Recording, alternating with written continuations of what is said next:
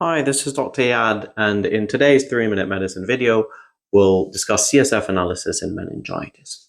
Now, please note that this is only looking at the numbers and the lab values. We're not doing any clinical correlation, which we should always do to reach an ultimate diagnosis. But today, we're only looking at the CSF. So, starting with the white cell counts, if they are raised, it means that we've got an infection somewhere. Now, if they're predominantly polymorphs, then that is a bacterial meningitis. And the most common bacteria are streptococcal pneumonia, Neisseria meningitidis, which we see more in adolescents and young adults, and Haemophilus influenza type B. Now note that the white cell counts in bacterial meningitis tend to be very high and go up to 5,000. Now, if they're predominantly lymphocytes, then we need to look at the glucose. If the glucose is normal, then it's a viral meningitis, and the most common viruses are enterovirus, herpes simplex virus, and varicella-zoster virus. Note here that the white cell counts are much lower than what we see in bacterial meningitis. Now, if the white cells are high and they're predominantly lymphocytes, but the glucose is low, then we need to look at the protein.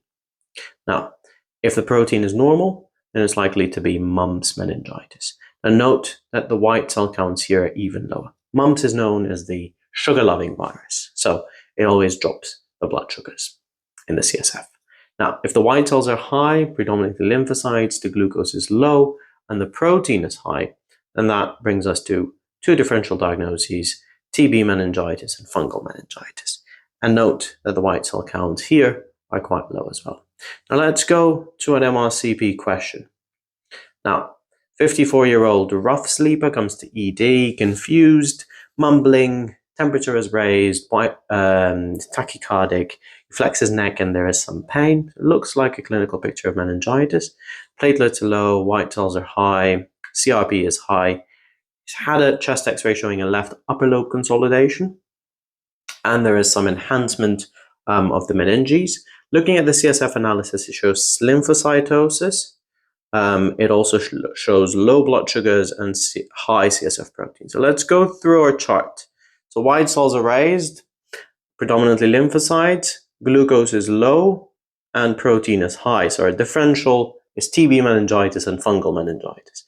Looking at the clinical picture, that he's a rough sleeper, and also that there's left upper lobe consolidation suggesting pulmonary TB on the chest x-ray. This is likely to be tuberculous meningitis.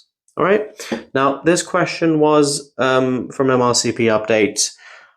They do MRCP Part 1 and Part 2 preparation. They've got really good question bank and an online textbook. I personally use them for my exam preparations. If you want to subscribe to their website, I've put a link in the description that you can use and get a 40% discount. Please don't forget to like and subscribe to the channel.